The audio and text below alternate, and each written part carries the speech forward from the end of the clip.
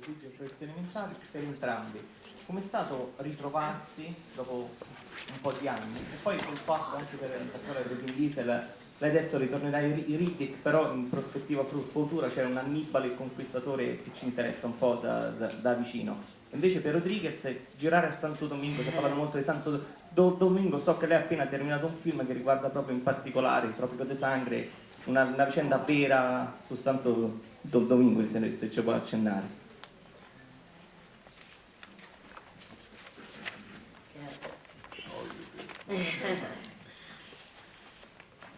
How does it feel to work with Michelle Rodriguez again? I can't say enough wonderful things. Michelle was the first love in film in any character I ever played. I never played a character with. I had only played in Saving Private Ryan and Triple X up until I played in Boiler Room, and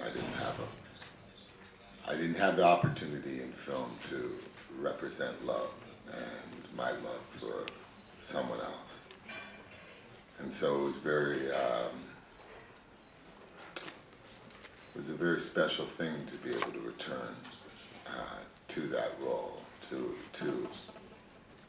a character that so clearly has such a strong love for another character. I'm lucky that Michelle Rodriguez is so lovable on and off screen. It makes it very easy. To return to that role. You really want me to talk about Hannibal, you Romans? Are you sure? Put it this way, when I come into this town, and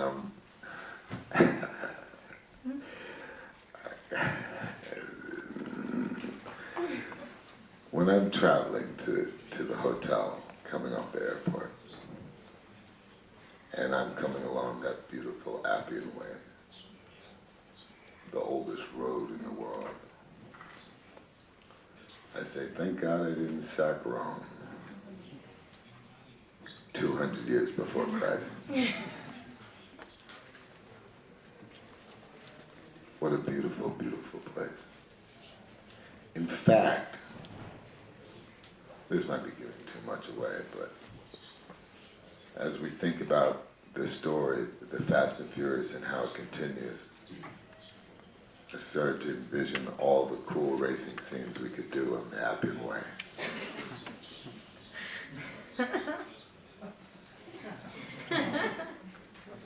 A nice muscle car going down the Appian Way could be very interesting.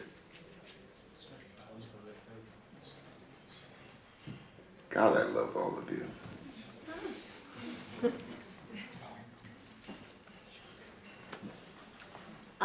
Yeah. I mean, basically, with the first Fast and Furious, it was the birth of, I think, for me and all of us, of a Hollywood kind of career. So, coming back to it 8 years later is just like, it's like coming back to family, in a way. We all got kind of thrusted into the machine after this, right, Vin? Sure. So the experience is just amazing. I mean, 8 years later, you come back and you look at your colleagues and your friends, and you're just like, wow, a lot of time has passed, and we're more mature and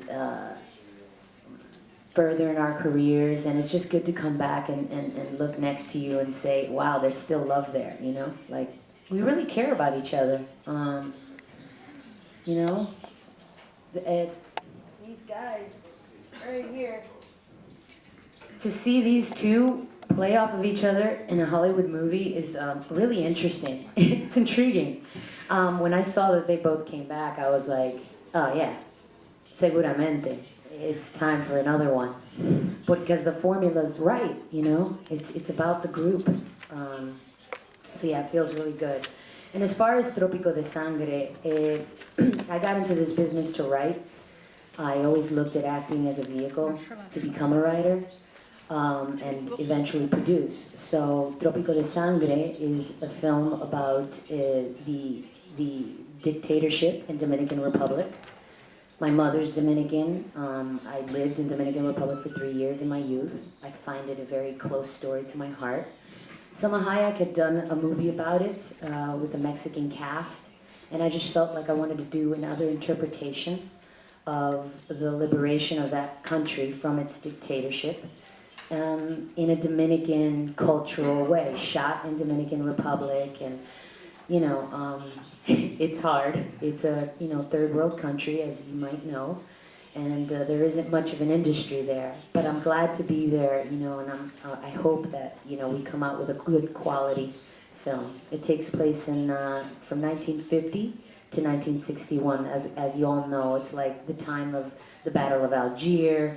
I mean, Gandhi was prominent in India. So many things were happening around the world. And to be in a little island where tourists come and tell you the stories of how the world is evolving, and you are an individual who can't leave the country and can't explore the world, I found that to be a really powerful story. So I hope I translate it well. Marco? Marco Spinelli, buongiorno. Volevo chiedere, in genere i sequel non sono come questo è un film che è buono quanto l'originale, se non addirittura migliore. Come avete lavorato su questo fatto che questo film rispecchi in qualche maniera la qualità del primo film, e se non credete che questo sia dovuto anche al fatto che Fast and Furious è un western moderno, ci sono le macchine ma potrebbero esserci chiaramente colorati diversamente i cavalli. Grazie. That's cool. That's very true.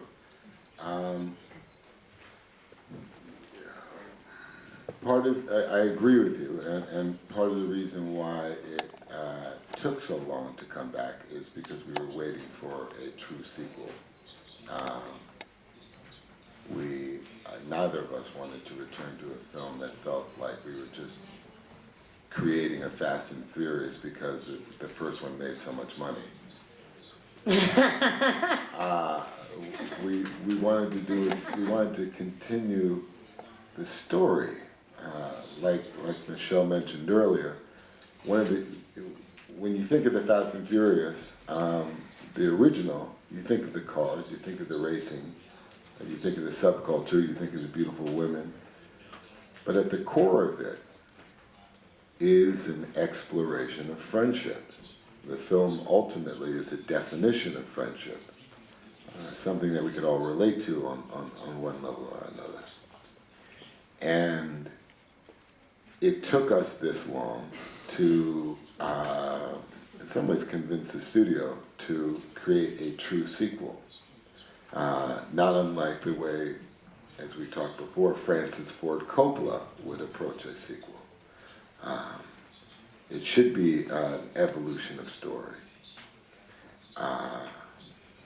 So it's very flattering to hear you say that you appreciate this movie so much, because that's what the intentions were. And it took us 8 years to do. So it feels very good to hear that you appreciate the film so much.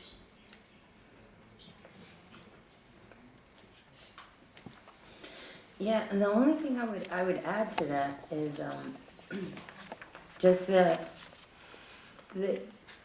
main thing is that somebody like Vin or even me understand that world of the underground. And sometimes you have a machine, formulaic machine in Hollywood that is used to following charts, como una máquina. And they think that, you just follow this formula: sexy women, sex, fast cars, explosions, good and bad, and then you have a movie. And I think we have something in common. We have an innate understanding that you need to get deeper than that. to at least have a good 10 seconds in a big Hollywood film where you have some integrity and you have a real story. and you have a moment at least that can touch people in a hard way, where they can leave that theater and remember what happened, you know, when they watch the film.